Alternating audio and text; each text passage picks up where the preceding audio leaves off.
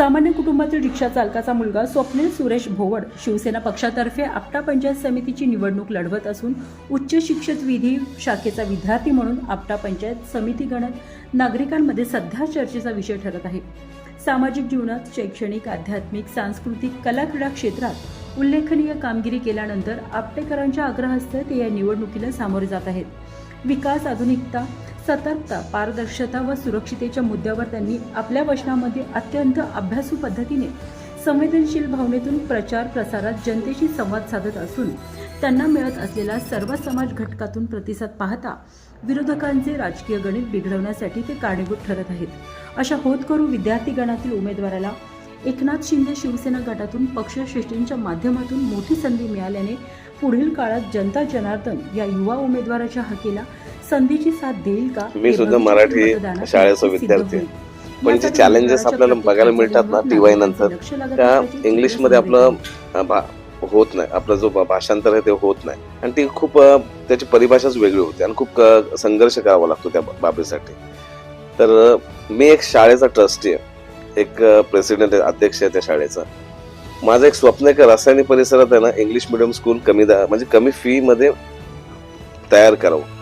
मग तिकडच्या ग्रामपंचायतने मला समर्थन दिलं तर ट्रस्टचं स्कूल म्हणून आपण ते कमी फी मध्ये उभारू शकतो। ही गोष्ट खूप महत्वाची आहे आणि तो माझं स्वप्न आहे का जो विद्यार्थी आदिवासी समाजाचा विद्यार्थी असू दे किंवा घटकातील खालच्या स्तरावरचा विद्यार्थी असू दे, पण ही गोष्ट खूप महत्वाची आहे की शिक्षणाचा दर्जा वाढला तर देशाचं भवितव्य उज्ज्वल होतं। राहिला प्रश्न मराठी शाळेची पटसंख्या ही खूप कमी होते। शिक्षणाचा हा बाजार जो मांडलाय तो मोडीत काढायचा आहे। तो मोडीत काढायचा असेल तर नक्कीच एक चांगला उमेदवार म्हणून मला तुम्ही मत द्या। दुसरी गोष्ट अशी येते की मराठी शाळांमध्ये डागडुजी करण्यासाठी किंवा शिक्षकांची संख्या खूप कमी आहे। आदिवासी समाजामध्ये ज्या शाळा आहेत तिथे सुद्धा एक शिक्षक शिकवणूक देत असतात। तर त्यासाठी मी जिल्हा परिषदेकडे पाठपुरावा करणार आहे। गट शिक्षण अधिकारी असतील किंवा एज्युकेशन मिनिस्टर असतील, त्यांचे PS असतील, त्यांच्याशी मी संपर्क करेन। शिक्षण ही खूप मोलाची गरज आहे आणि शिक्षण हे भवितव्य आहे विद्यार्थ्यांचं। महिला सक्षमीकरणाचा मुद्दा हा खूप ज्वलंत मुद्दा आहे। काही MIDC मध्ये कंपन्या आहेत तिथे महिला रोजगारासाठी जातात, पण कुटुंबाची वाताहत सुद्धा त्यामध्ये होते आणि काही ज्येष्ठ नागरिक पण मला म्हणतात की आम्हाला थोडं काहीतरी रोजगार स्वरूप काहीतरी दे। तर बऱ्याच अशा गोष्टी आहेत अभ्यासात्मक का ज्या महिलांच्या रोजगारासाठी उपलब्ध आपण घर बसल्या देऊ शकतो। त्यासाठी नियोजन मी करतोय। त्यासाठी मी बऱ्याच अशा ग्रामपंचायत ज्यांनी महिला सक्षमीकरणासाठी काम केलंय त्यांच्याशी मी संपर्क साधलाय। काही घरगुती बसल्या ज्या गोष्टी आहेत करण्यासाठी त्यांच्यासाठी मी प्रयत्नशील आहे। ज्येष्ठ नागरिकांचा प्रश्न राहिला तर बऱ्याच ठिकाणी असं होतं की ह्या परिसरात आहे ना गार्डन नाही, मोठं गार्डन म्हणजे भले 30 गुंठ्यामध्ये किंवा गावठाणामध्ये जरी जागा मिळाली तर एक पण नाना बाग जिथे लोक जाऊ शकतात, कारण ही वस्ती वाढत चालली आणि मोकळेपणात श्वास घ्यायला ज्येष्ठ नागरिकांना, लहान मुलांना खेळायला एक चांगलं मैदान हवंय। त्यासाठी मी प्रयत्नशील राहणार आहे। आपण बघायला गेलो तर ओपन जिम्स जे मॉर्निंग वॉकला जातात, मॉर्निंग वॉकला आल्यानंतर एक ओपन जिम प्रत्येक गावात आपण करू शकतो। त्याला काही एवढं मोठं निधी लागत नाही, 5-5 लाखाच्या निधीमध्ये ओपन जिमचे साहित्य मिळतात। तो मी प्रयत्न करणार आहे, जिथे छोट्यापासून ते ज्येष्ठांपर्यंत आपल्या शरीराची काळजी घेण्यासाठी प्रयत्नशील राहू शकतात। फ्लेक्झिबिलिटी वाढू शकते शरीराची। आपण बघितलं का युती सरकारने लाडकी बहीण योजना काढली। आज गरीबातली गरीब व्यक्ती या 1500 रुपयामध्ये आहे ना आपल्या म्हणजे घरगुतीचं जो सामान वगैरे या सगळ्या गोष्टीसाठी ती ताकद देते।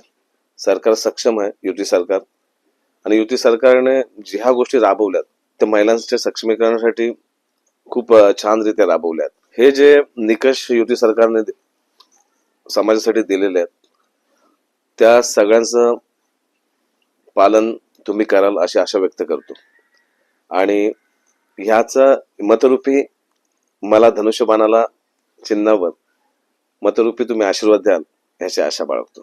अल्पसंख्याक समाजाने मला एवढी साथ दिली, अजून निवडणुकीला 10 दिवस आहेत, पण एवढा मोठा पाठिंबा एक महायुतीच्या उमेदवाराला देणं ही सर्वात मोठी बाब आहे।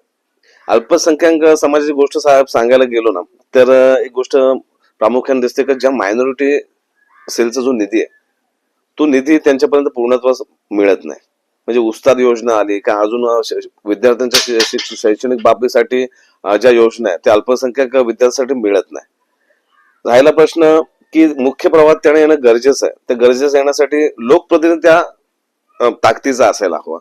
आणि मला माहिती आहे का हा जो त्यांचा समर्थन मिळालाय, मुस्लिम समाजाचं जो मला समर्थन आहे, त्या समर्थनाला मी नमस्कार करतो. कारण आज जे त्यांनी प्रेम दिलंय ना, म्हणजे सर्वच जनतेने प्रेम दिलंय, पण मुख्यत्वे एक हाती पाठिंबा दिलाय महायुतीच्या उमेदवाराला. सबका साथ सबका विकास ह्याच तत्वांवर मी त्यांच्यासाठी खूप चांगले प्रयत्न करेन. मला माहिती आहेत का योजना कशा, निधी कुठनं उपलब्ध करायचा, मंत्रालयात फाईल कशी फिरवायची असते, किंवा जिल्हा परिषद पंचायत समितीचा पाठपुरावा कसा करायचा. आमचे सन्माननीय नेते शिवसेना शिंदे गटाचे श्री एकनाथजी शिंदे साहेब यांनी जे मला ही संधी दिली, त्या संधीचं मी ज्यावेळी विजय होईल त्यावेळी असं सोन्यात रूपांतर करेन का कोणताही समाज हा पाठीमागे राहायला नाही पाहिजे.